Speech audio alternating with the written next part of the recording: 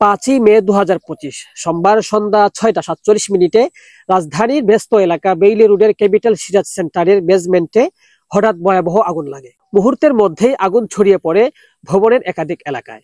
দোকান, restaurant, office সব জায়গায় আতঙ্কে ছড়িয়ে পড়ে।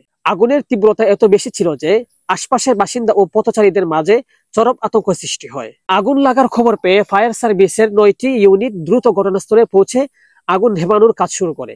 প্রায় 1.5 ঘন্টা চেষ্টা করার পর তারা আগুন নিয়ন্ত্রণে আনতে সক্ষম হয়। ভবনের ভেতর থেকে 18 জন জীবিত উদ্ধার করা হয়, যাদের মধ্যে কয়েকজন ধোঁয়ায় অচেতন হয়ে পড়েছিলেন। এই ভয়াবহ আগুনের মধ্যেও ঘটে এক অনন্য মানবিক দৃশ্য। ভবনের বাসিন্দা এক তরুণী, যিনি ভবনের একটি ফ্ল্যাটে পোষা বিড়াল নিয়ে থাকতেন, আগুন লাগার পর অন্যদের মতো পালিয়ে না গিয়ে প্রথমে তার বিড়ালকে খোঁজ করতে থাকেন। প্রচন্ড ধোঁয়া ও উত্তাপের মাঝেও তিনি হাল ছাড়েন। ভিডিও ফুটেজে দেখা যায় ওই তরুণী অবশেষে তার পোষা বিড়ালটিকে খুঁজে পান এবং নিজের কাঁধে ঝুলিয়ে নিচের দিকে নামতে থাকেন। চারপাশে আগুনের ভয়াবহ ও মানুষের চিৎকার থাকলেও তার মনোযোগ ছিল শুধু নিজের পোষা প্রাণীর দিকে।